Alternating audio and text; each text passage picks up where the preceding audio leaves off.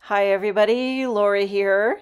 Thank you so much for joining me today. I've got a fun rainbow themed project to share with you featuring the new Happy Rainbow Layering Stencil Set from Simon Says Stamp. I'm joining them today for their Sunny Vibes release blog hop, and I couldn't wait to try out this Happy Rainbow. This is a large layering stencil set. There's 4 stencils in the set.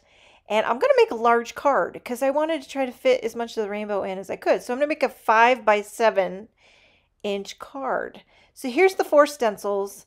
I don't really think it matters what order you go, but I'm going to start with the largest arch and work my way down. So I have the Simon Says Stamp glass, the white glass mat. And then now I put on the Waffle Flower grip mat. This is the new large size grip mat. Fits great on that glass mat. And I'm scoring a card at 5 inches, so 5 by 7. And this is also the new scoreboard that Simon Says Stamp just came out with. It's a handy dandy little scoreboard. I like the size of it. And so I'm scoring this 5 by 7. I end up cutting this into a panel later.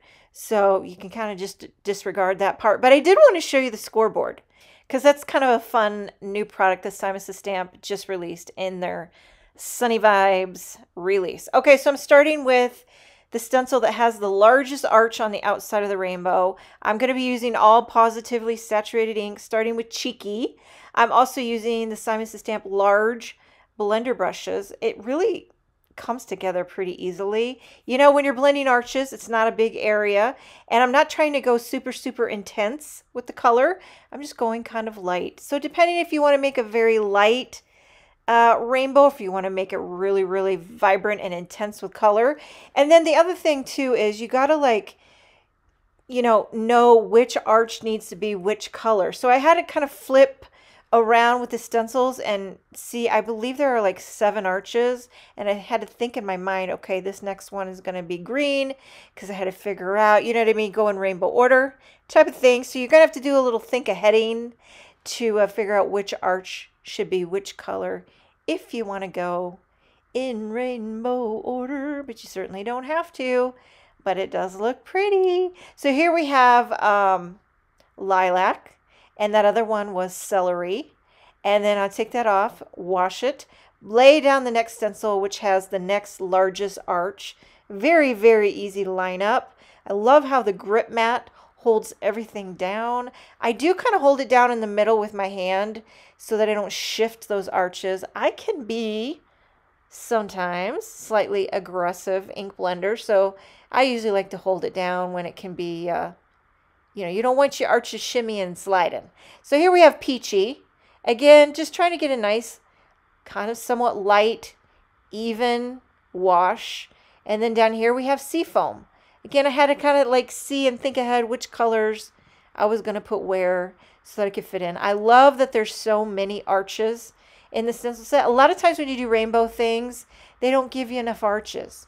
Like you only get 4 or 5, and that is just not enough. 7, I mean, maybe there's more than 7 here. 1, 2, 3, 4, 5, 6, 7. Actually, I think there's 8. I mean, that gives you a lot of color to fit in. The more color, the better, if you're asking me. So here we have Peony, working my way down there. So I went from purple into peony. Now we're on the last of the arches, and I've got to do lemonade and then a little marine for the blue. If I forget to mention a color, everything that I use will be listed in the description box. I'm also using the ink stand over there to hold my ink pad steady and in place while I'm blending away. Okay, so here we have lemonade. And another thing I like about this is that all the arches are different thicknesses. Some are thick, some are thin. And I personally, I like that variation. I think it gives a little bit more interest.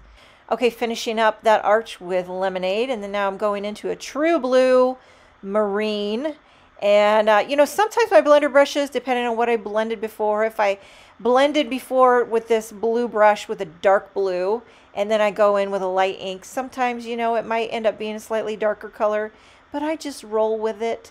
And now this 4th stencil gives you the patterns. It's optional. You don't have to add pattern. And, another thing you could do on this is add paste if you wanted to go in with paste. But what I'm going to do is go in with the same color family, but just a slightly darker tone. So this is Pucker, and I'm going in over that cheeky. So it's going to be a nice kind of tone on tone contrast, but give you that pattern, but still stay with the red arch. And I did switch to the small blender brushes for this. It's easier to blend in the little nooks and crannies. You don't need to cover so much area. And that way I didn't have to do any masking, because the next row is the polka dots for the orange. And I didn't want to mess with any masking. So when you switch to a smaller blender brush, it saves you all that time. So here I pulled out grapefruit, and I'm blending that over the peachy. And this will give a nice little polka dot orange arch. I love all the texture, love all the patterns, loving the rainbow colors. It's my jam.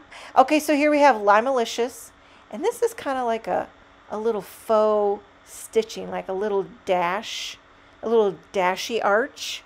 Again with a small blender brush, and Limalicious, which is one of my favorite colors. I love it.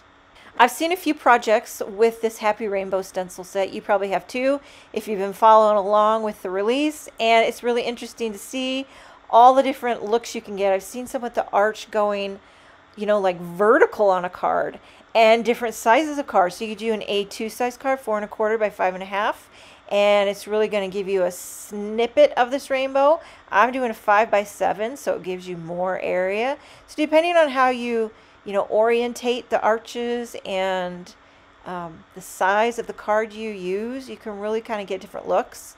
Here I'm using a little carnation down there for a little dash line. And then I decided to go back in. This was an afterthought. Go back in, and I'm quickly just going to take a little bit darker orange and make it slightly gradient. So I'm just giving a little bit darker on the edges. And I'm going to do this to every color. I know I probably should have done it to start with, but I didn't know. You don't know until you know. It's fine to go back in and add an extra little va-va-va-voom over on the edges, and it'll give the arches almost like dimension, adding that bit of gradient shading. So I've taken the same color for the most part, peony, down here, and given it just a little bit on the ends, and then I'll just go through that with every arch. So here I pulled out blush, and I'm blending that on that cheeky arch, and it gives you that little bit of gradient red. Here I have the Limalicious, and I'm blending that on the celery arch, so it gives you that slightly darker green shade on the edges. You get the idea. Okay, so I'm just finishing this up with the teeny tiny little heart. This is optional, but I thought it was really, really cute, so I did this with red. Actually, I didn't even bring out any ink. I used whatever was left over on that brush to blend that cute little red heart down in the very center. Now here's where I changed my mind. I decided to cut this into a panel instead of just leaving it a flat card. And the reason I did that is because I'm going to cut off about 1/4 of an inch on each side, or a 1/2 an inch, I can't remember. And this will give me a little bit of a border when I put this on a 5 by 7 card base. I just love a white border around the edge. It feels to me more finished. And I know that's just a personal opinion. You don't have to do it. I don't always do it, but more times than not, I do it. I just like it. It looks finished. And then a little tape runner on my panel here. And then I'm putting this down on a 5 by 7 white card base. So my panel, I use Hammermill. And then my card base, I use Neenah Solar White 110 pound. And then I'm taking a new word die. This is I Hope You Smile Today. I'm doing the shadow backer out of vellum and the word die out of matte gold. And I like to use that little place and pierce wand to pop out all the little innards.